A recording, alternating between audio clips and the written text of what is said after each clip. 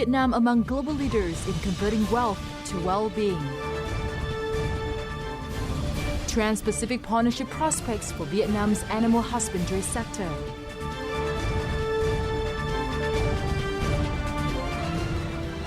Hello, you're with me, Linh Hương, and thank you for tuning in to another episode of Beats Line brought to you by VTV International. As usual, we start our program with several highlights in the economic scene from the past week.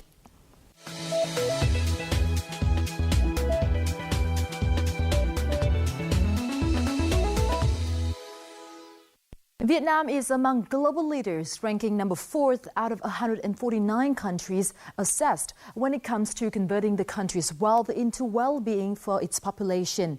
The finding comes from the most recent analysis conducted using the Boston Consulting Group, or BCG's Sustainable Economic Development Assessment, or SEDA, which was released on Monday, March 21st. The analysis finds that Vietnam, with GDP per capita of approximately $5,200, has well-being levels that would be expected of a country with the GDP per capita of more than $10,000.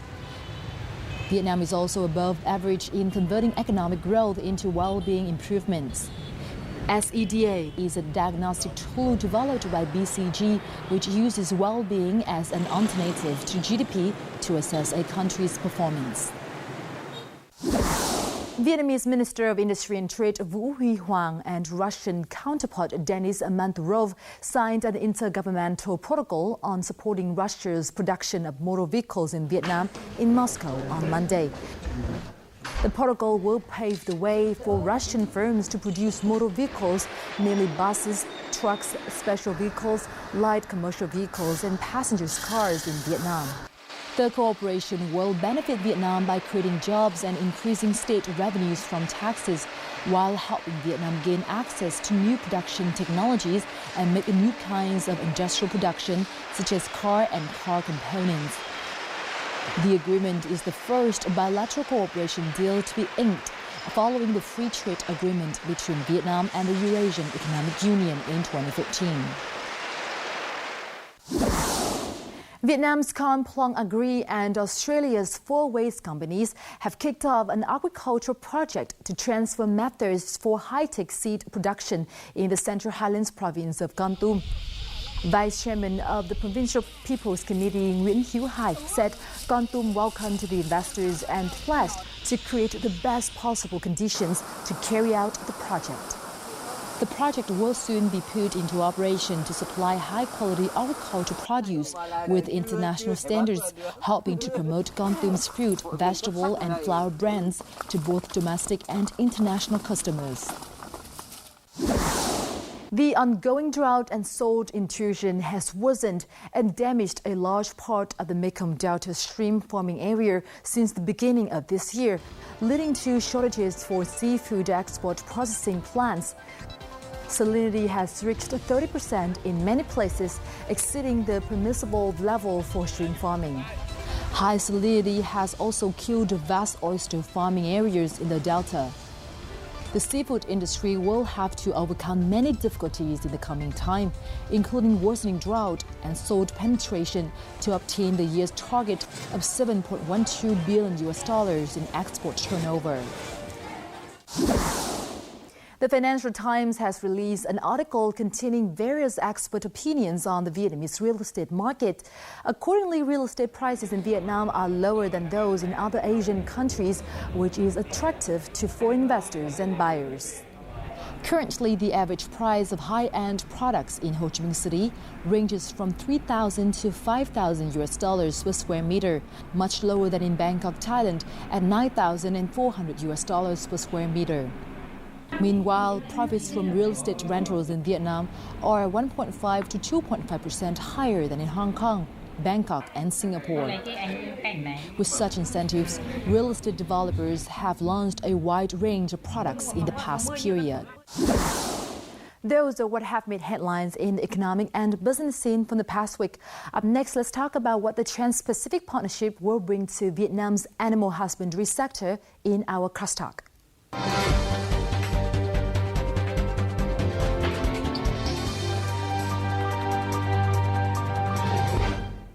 Vietnam's husbandry sector, on which the livelihoods of nearly 10 million people depend, may be negatively affected the most after the Trans-Pacific Partnership, or the TPP, comes into being. The sector is characterized by small scale, a lack of focus in production, and over 50% of products are coming from household businesses. Therefore, TPP members' access to Vietnam's livestock sector is set to force drastic changes to the market. Will Vietnam have to accept defeat in the sector but win in others, or should the country strive for a restructured husbandry sector? Our guest today, Mr. Tống Xuân Trinh, Deputy General Director of the Department of Livestock Production, will shed light on this topic. Vietnam has upped its active participation in free trade agreements in the last year and a half, especially following the signing of the Trans-Pacific Partnership and the European-Vietnam Free Trade Agreement. These deals represent both opportunities and challenges for Vietnam's livestock sector. Most commentators agree that the sector will be affected the most after the TPP takes effect due to the agriculture sector's small scale of production, unfocused production, and failure to meet international food safety standards. Most TPP member countries have a highly developed agriculture industry, particularly in terms of livestock. Domestically produced beef and milk products may fail to compete with products from Australia and New Zealand, the world's leading exporters of these products, whereas Vietnam's beef and poultry are also less competitive compared to those of Canada and the US. In addition, domestic livestock producers need to accelerate their reform process in order to better tap export opportunities provided by the TPP, as other member countries are also committed to eliminate tariffs for Vietnamese products. For instance, the US will cut 92.6% of tariffs for Vietnamese seafood exports. Canada will eliminate almost 100% of the tariffs for all of Vietnam's agriculture, seafood, and wood imports.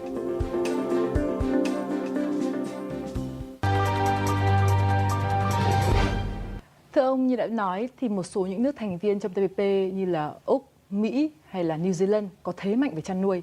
Vậy thì khi Hiệp định Đối tác Kinh tế Xuyên Thái Bình Dương TPP có hiệu lực thì điều này sẽ ảnh hưởng trực tiếp như thế nào đối với ngành chăn nuôi của Việt Nam ạ? Khi cái hiệp định TPP và đã có hiệu lực chính thức thì khi đó các cái dòng thuế liên quan đến các cái sản phẩm chăn nuôi xuất hoặc là nhập giữa các cái nước trong TPP thì sẽ dần về không, chứ không phải về không ngay.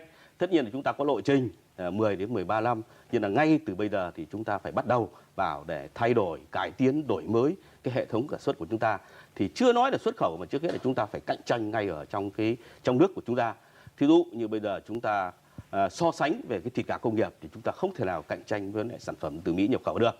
Nhưng tuy nhiên thì chúng ta có một cái hàng rào barrier rất là tốt, là đa số đến 80% người Việt Nam thì vẫn sử dụng cái thịt nóng ấm.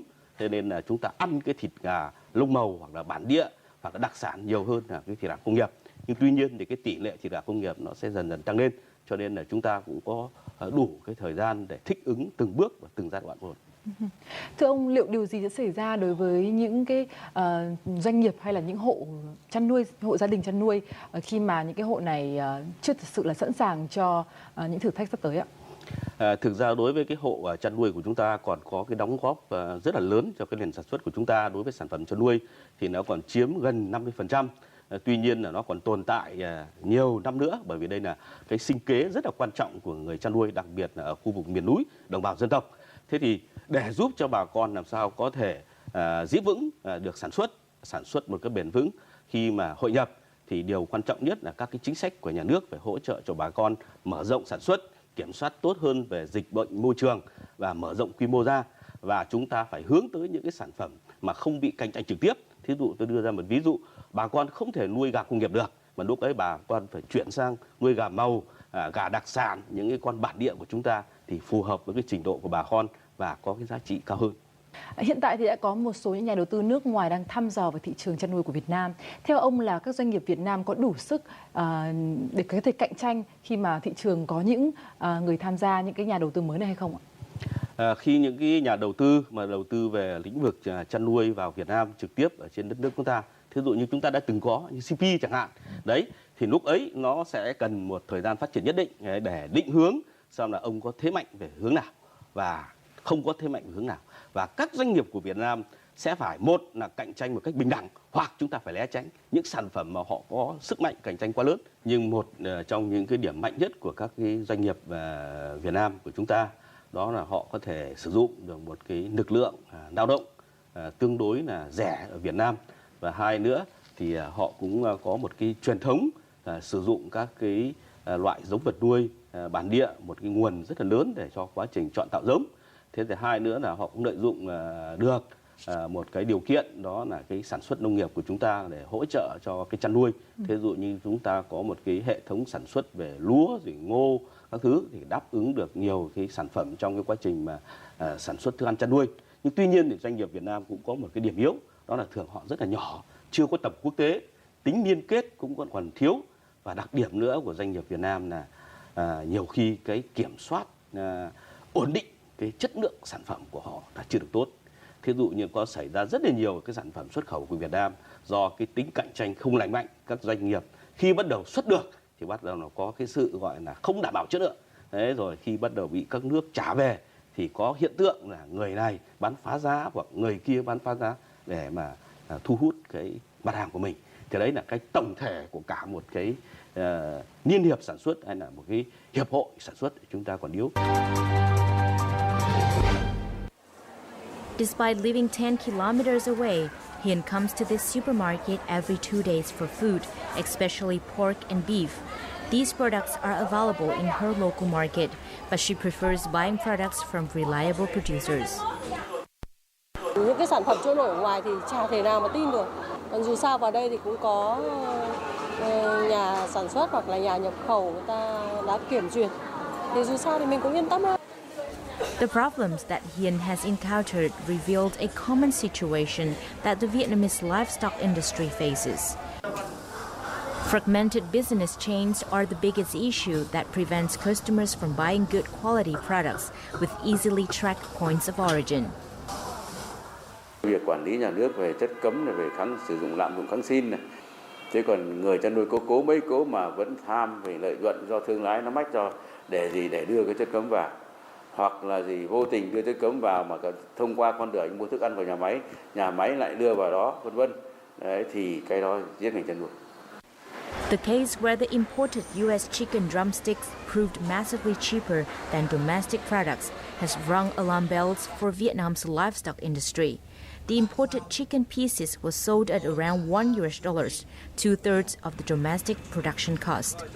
The industry, therefore, is already facing fierce competition while still lacking protectionist technical barriers. Khi người ta cộng đủ mọi phí đó vào, rồi cộng cả cái lãi suất ngân hàng, rồi kể cả lưu kho, lưu bãi trong một thời gian nào đó, mà giá nó vẫn rẻ hơn cái giá sản xuất ngay tại Việt Nam, thì cái điều đó là điều là chúng ta phải xem lại mình trước. Xin ông cho biết thì ngành chăn nuôi của Việt Nam đã và đang chuẩn bị như thế nào cho hiệp định TPP ạ? Thực ra thì vấn đề này cũng đã được chỉ đạo của chính phủ, cũng được của Bộ, thì ngành chăn nuôi đã có cái sự chủ động. Cách đây 2-3 năm đã bắt đầu những cái bước đầu tiên để chủ động quá trình hội nhập, đặc biệt là đối với TPP. Và trước hết thì chúng ta phải quy hoạch lại xem là tổng thể phát triển chăn nuôi của chúng ta đến 2020 và những cái lợi thế và những cái điểm yếu để mà điều chỉnh. Đồng thời thì chúng ta cũng phải thực hiện cái tái cơ cấu đối với ngành để làm sao mà chúng ta có những cái mặt mạnh, những cái mặt hàng mà chúng ta có lợi thế, có sức cạnh tranh thì chúng ta phải tập trung vào đấy để sản xuất. Còn những cái mặt hàng nào yếu thì chúng ta phải phân ra cái phần nào cho chăn nuôi nông hộ thì chúng ta sẽ phải giúp cho bà con để chuyển sang một cái hướng khác, một cái mặt hàng khác. Thế còn lại thì phải đầu tư khoa học công nghệ, mở rộng quy mô, khép kín chuỗi giá trị thì nhờ vào các doanh nghiệp. Và như khán giả đã thấy là bây giờ có hàng loạt các đại gia đầu tư vào trong chăn nuôi, ví dụ như Hoàng Anh Gia Lai, TH, Vinamilk hay là Bình Hà và rất nhiều công ty nữa đang tập trung đầu tư, và họ tập trung theo hướng công nghệ cao thì lúc ấy mới có thể cạnh tranh được. Nhưng tuy nhiên thì các cái doanh nghiệp này cần phải có một cái đánh giá tổng thể, và đặc biệt là phải có cái trình độ quản lý ngang bằng với thế giới và có cái tiếp cận thị trường theo một cách rất là khôn ngoan để chúng ta có thể đưa các cái sản phẩm của chúng ta dần dần ra nước ngoài và cạnh tranh được trên thị trường. This dairy farm in Tuyên Quang Northern Province uses Israeli farming technology. Over 100 cows were imported from Israel, the Netherlands, and Australia. To help the cows better adapt to Vietnam's tropical climate, the farm has applied state-of-the-art cooling models. Hệ thống quạt là được nhập từ bên Mỹ, cánh dài đến 6 mét. Đứng ở trong chuồng lúc nào cũng cảm giác thấy là mát. Thứ hai là hệ thống phun sương thì là hệ thống phun sương tự động. Khi mà nhiệt độ trong chuồng cao hơn 22 độ C phát là hệ thống phun sương tự động phun. Mỗi một con có số hiệu riêng đấy thì nó lại có một cái số chip đeo riêng. Và khi vào dàn vắt sữa và cái chỗ khai thác sữa mà nó có bị ốm hay vấn đề về sức khỏe thì sản lượng sữa nó có giảm thì sẽ dưới phòng điều khiển sẽ báo lên số bác sĩ thú y và sẽ trực tiếp đi kiểm tra những con bò ấy. Riêng đối với bò vắt sữa thì sau khi được đi vắt sữa ở bên nhà sữa về thì sẽ được đi ra ngoài khu sân chơi tự do và vận động thoải mái. Feeding is also an important factor to raise quality of the cows. Their mixed diet includes straw, grass, and the farm's self-produced feed. The average productivity per cow stands at 30 liters a day. We've seen a very strong increase in the milk market here. In the early days, we used to sell milk for around 8,000 dong per litre, and now we sell milk for more than 14,000 dong per litre. So our production's gone up. We've learned a lot about managing the dairy in Vietnam. Xin ông chia sẻ thêm về những cái xu hướng và lộ trình tái cơ cấu của ngành chăn nuôi trong một vài năm sắp tới ạ. Thực ra thì trong cái đề án tái cơ cấu mà đã được ngành chăn nuôi, được Bộ Nông nghiệp và Phát triển Nông thôn phê duyệt ở quyết định 984 đấy, thì thực ra mà nói chúng tôi cũng đã chia ra các cái lộ trình từng bước, chọn những cái nào cần thiết hoặc là có cái tính khả thi cao để thực hiện trước. Và trước hết thì chúng ta phải tập trung vào cái khâu giống, bởi cái câu này chúng ta còn đang rất yếu, bởi vì cái này nó đòi hỏi trình độ khoa học công nghệ rất là cao của chúng ta. Đấy, đây là cái hướng là sẽ tập trung vào đây. Hai nữa là chúng ta phải tập trung vào các cái liên kết sản xuất để làm sao mà từ các cái nông hộ nhỏ, quy mô nhỏ liên kết với nhau để có thể áp dụng đồng loạt một cái quy trình. Thì cái này phải có vai trò của doanh nghiệp để giúp cho bà con tất cả cái đầu vào và hỗ trợ cho bà con bán cái đầu ra ở một giá ổn định. Cái giải pháp để mà phát triển theo chuỗi giá trị khép kín của các cái doanh nghiệp thì đây cũng là một cái hướng đi. Đây đang là xu hướng của thế giới. Thế thì để các doanh nghiệp có thể khép kín được chuỗi giá trị thì một trong những cái điều kiện rất là quan trọng ở Việt Nam liên quan đến chăn nuôi đó là chúng ta phải có làm sao mà tích tụ được đủ cái đất đai để làm. Và đây cái này đang là khó khăn nhất ở Việt Nam chúng ta, bởi vì cái sở hữu đất đai của chúng ta là thuộc về nhà nước chứ không phải thuộc về tư nhân. Đấy, thì đây là một cái điểm rất là quan trọng. Bởi vì như bạn biết đấy, chăn nuôi bò sữa, bò thịt thì có đồng cỏ chứ, đúng không? Đồng cỏ rộng thì nó đòi hỏi ở Việt Nam là đòi hỏi 5-6 trăm ha, thì đây là một cái điều rất là khó. Thì đấy là một cái điểm tôi cho rằng rất là cơ bản. Đấy, một cái bước lộ trình thứ ba nữa là chúng ta sẽ phải tập trung vào để mà nâng cao cái giá trị gia tăng của cái sản phẩm chăn nuôi từ cái khâu giết mổ và chế biến. Đấy. Và cái điểm thứ tư nữa thì sau đó chúng ta mới bắt đầu phát triển nhãn hiệu hàng hóa chỉ dẫn địa lý và hướng tới xuất khẩu một số sản phẩm. Chúng ta phải làm sao có cái sự phân biệt bằng chất lượng, bằng nhãn hiệu hàng hóa giữa cái sản phẩm bình thường, truyền thống với cái sản phẩm chất lượng cao. Thế rồi tôi đưa ra một ví dụ, bây giờ chúng ta giết mổ một con lợn hay một con gà trong một cái dây chuyền hiện đại, nhưng chúng ta không có thương hiệu đi kèm thì nó chả khác gì mấy cái thịt lợn mà giết ở các cái lò mổ của tư nhân hay là trong các gia đình. Thì cuối cùng người tiêu dùng không biết đâu mà phân biệt đâu là sự khác biệt và họ không thể chấp nhận để giả cái giá trị gia tăng của cái sản phẩm đảm bảo cái an toàn thực phẩm. Thế là bài toán về nhãn hiệu và thương hiệu phải không ạ? Vâng. This farm follows Vietgap standards in which pig breeds and pen sanitation and farming techniques are strictly monitored. Pigs are brought to the abattoir and packaged right on site. Pork then will be distributed to local outlets or frozen if sent further away. This is a complete production chain. Từ nhà sản xuất thức ăn chăn nuôi qua đại lý, sau đó đến trang trại chăn nuôi, tiếp theo đó là đến thương lái đến lò mổ, tiểu thương bán lẻ. Chính vì vậy là cái kênh phân phối như vậy nó quá dài và bị phân chia quá nhiều. Chính vì vậy giá thành nó đội lên.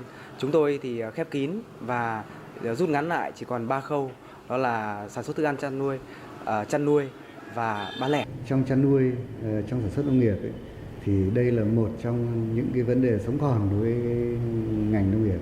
Từ sản xuất không liên kết với thị trường tiêu thụ sẽ tạo ra cái mất cân đối về cung cầu, và cái biến động nó là thường xuyên và sẽ rất là thiệt hại cho người chăn nuôi. Và đồng thời ấy thì cái liên kết mới truy xuất được cái nguồn gốc hàng hóa, và cái người sản xuất sẽ có trách nhiệm để làm cái sản phẩm mình tốt. Though contributing over 50% to Vietnam livestock sector, household will not play the central role in a restructured livestock sector in the context of increased international integration. Khi mà đi tìm hiểu ở các địa phương thì hầu hết là người dân thì hầu như không nắm được gì về các cái quy định, các cái tác động thì chưa nói, mà nên nói là nội dung thôi của các cái hiệp định. Các hộ nông dân riêng lẻ của nước ta không thể nào đương đầu được với các cái trang trại vô cùng hùng mạnh ở các nước phát triển. Cho nên doanh nhân nông dân phải liên kết lại, và doanh nghiệp phải đầu tư vào nông nghiệp. Production links means tight business farmer cooperation. Experts advocate a model in which business set up links with livestock cooperatives and take the responsibility to distribute outputs. This model is considered suitable with the current context of Vietnam livestock industry. Hiện nay chúng tôi đang tập trung xây dựng cái mô hình là tổ chức liên kết chuỗi, mà doanh nghiệp sẽ là nòng cốt, các hộ gia đình chăn nuôi sẽ là vệ tinh. Thưa ông, thì từ trước đến nay thì ngành chăn nuôi nội địa thì vẫn được bảo vệ bởi hàng rào thuế quan, nhưng mà khi TPP có hiệu lực thì cái hàng rào thuế quan này sẽ bị xóa bỏ dần dần. Vậy thì liệu Việt Nam có nên thiết lập những cái hàng rào phi thuế quan hay không để có thể tiếp tục bảo vệ những cái doanh nghiệp hộ gia đình chăn nuôi ạ? Thực ra thì hàng rào thuế nó là một cái hình thức truyền thống để chúng ta cản trở hàng nhập vào một quốc gia nào đấy. Nhưng tuy nhiên khi tham gia một cái cộng đồng hoặc là một hiệp định tự do thương mại ở đấy thì nó trở về coi như là không có tác dụng nữa. Còn đa số hàng rào phi thuế quan thì rất quan trọng. Nhưng đối với Việt Nam chúng ta thì chúng ta cũng phải đang có một cái bước tích cực chủ động để chúng ta xây dựng các cái hàng rào phi thuế quan. Và một trong những cái ấy là chúng ta phải xây dựng các cái tiêu chuẩn đối với lại kiểm dịch động thực vật để làm sao mà đáp ứng được với lại môi trường. Và đồng thời nữa thì chúng ta cũng phải có các cái dịch vụ, các cái phòng thí nghiệm và cái hệ thống cán bộ khoa học kỹ thuật để mà có thể tương đương với trình độ khu vực và quốc tế. Và khi đó thì các phòng thí nghiệm Việt Nam được chấp nhận quốc tế thì lúc ấy chúng ta mới có khả năng để thực hiện điều đó. Thưa ông, thực tế thì khi mà thuế suất về không thì người tiêu dùng sẽ được hưởng lợi, bởi vì họ sẽ có nhiều sự lựa chọn với nhiều những giá cả cạnh tranh. Có một số ý kiến cho rằng là ngành chăn nuôi nội địa nên chịu thiệt một chút để cho người nội địa, người tiêu dùng Việt Nam có thể được hưởng lợi. Ông đánh giá như thế nào về ý kiến trên ạ? Thì đây cũng là một cái quan điểm cũng đáng là ghi nhận. Đấy. Nhưng là nhìn về mặt tổng thể kinh tế mà nói thì mỗi một đất nước càng văn minh lên thì phổ thực phẩm phải dài ra. Ví dụ như bạn chọn thịt bò Mỹ, tôi chọn thịt bò Úc, hay là tôi chọn một cái sản phẩm nhập khẩu, bạn chọn một cái sản phẩm của địa phương. Cho nên là tùy vào cái điều kiện, cái khả năng mua, thế rồi cái túi tiền của từng người. Cho nên tôi cho rằng là khi hội nhập như vậy thì nó giúp cho người tiêu dùng của Việt Nam tiếp cận được nhiều loại sản phẩm hơn. Nhưng tuy nhiên thì chúng ta cũng phải nhìn nhận một vấn đề là dù thế nào chăng nữa thì chúng ta cũng phải có các cái biện pháp về chính sách rồi nhiều các cái tổng hợp để đi kèm để làm sao mà hỗ trợ cái chăn nuôi trong nước, bởi vì đây là điểm để bảo vệ cái an ninh về lương thực cho chúng ta. Và an ninh lương thực ở đây thì không phải chỉ có ăn gạo mà còn bao nhiêu thứ nữa, sữa rồi thịt rồi trứng rồi đồ uống. Bây giờ là con người đã ở một cái mức độ phát triển hơn thì cái an ninh lương thực, cái khái niệm ấy nó cũng hoàn toàn khác. Chúng ta phải chủ động hơn nữa những yếu tố đầu vào, kể cả giống, kể cả thức ăn, kể cả thuốc chữa bệnh, cũng như là các cái gọi là quy trình sản xuất công nghiệp để tạo ra sự cạnh tranh ngay cả trên sân nhà chứ không phải chỉ có xuất khẩu nước ngoài. Thứ hai là lập hàng rào kỹ thuật một cách nó nghiêm túc hơn và hiệu quả hơn, đồng thời trách nhiệm của cơ quan chức năng cũng phải đề cao để từ đó có những cái thông điệp cảnh báo. Trước nay thì là các ngành là chưa sử dụng nhiều lắm.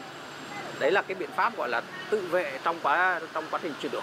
Ngành chăn nuôi thì nó có từ là 10 đến 13 năm. Thì trong cái quá trình cắt giảm thuế quan đấy mà cái ngành trực tiếp mà gọi là chịu sức ép rất lớn, cạnh tranh không được, thì cái một nước thành viên có thể là đưa ra cái biện pháp gọi là tự vệ trong thời gian chuyển đổi. Nếu như chúng ta 10 năm đó mà cả hệ thống chính trị và cả ngành và cái người dân chăn nuôi để cùng vào cuộc bằng quyết liệt ấy, thì chúng hạ giá thành xuống là 20-30%. Đấy, thì tôi nghĩ là đã cạnh tranh tương đối khá rồi. Vậy thì đứng từ góc độ của nhà quản lý trong ngành chăn nuôi thì ông có thể chỉ ra những cái giải pháp mà ngành chăn nuôi cần có để có thể hội nhập tốt hơn hay không? Thực ra thì có nhiều các cái giải pháp khác nhau, nhưng chúng tôi nhận định rằng để giúp cho ngành chăn nuôi mà có thể vượt qua cái khó khăn này thì cái giải pháp đầu tiên là chúng ta phải tổ chức lại sản xuất. Một trong những cái điểm ấy là chúng ta phải chuyển dần từng bước vững chắc và có lộ trình để từ cái chăn nuôi nông hộ nhỏ lẻ sang chăn nuôi trang trại và thậm chí là công nghiệp khép kín chuỗi giá trị, thì lúc ấy chúng ta mới có sản phẩm công nghiệp đồng loạt để có thể cạnh tranh ngang ngửa. Đấy là cái điểm thứ nhất. Thứ hai là chúng ta phải tập trung vào một số khâu, ví dụ như là phải cải tiến cái hệ thống giống, kiểm soát tốt dịch bệnh và xử lý được cái môi trường, đảm bảo cái an toàn sinh học trong quá trình phát triển. Và đồng thời nữa thì chúng ta phải nhìn vào cái khâu nào trong cái quá trình sản xuất chăn nuôi mà nó tạo ra nhiều giá trị tăng nhất, thì chính là cái giết mổ và chế biến của chúng ta thì còn rất là kém, chưa đạt được cái trình độ khu vực và thế giới. Thì đây là cái điểm cần phải đầu tư vào. Và một điểm nữa thì chăn nuôi của chúng ta thì cái việc mà bên ngành nông nghiệp có rất nhiều các cái sản phẩm xuất khẩu. Ví dụ như năm vừa rồi là xuất khẩu gần 31 tỷ đô la như vậy, thì có rất nhiều sản phẩm như vậy. Như cái chăn nuôi thì mỗi một năm như vậy cũng có đi xuất khẩu được khoảng độ 700-800 triệu đô la thôi, chứ là rất là nhỏ so với cái ngành khác. Nhưng tuy nhiên đây là cũng là hướng rất là quan trọng. Một trong những cái hướng là khi cái sản phẩm trong nước đã dư thừa rồi thì chúng ta phải định hướng xuất khẩu. Ví dụ như là thịt lợn của chúng ta bây giờ đang xuất thịt lợn hơi rất là nhiều sang Trung Quốc và cũng tạo ra một cái giá cả rất tốt cho bà con.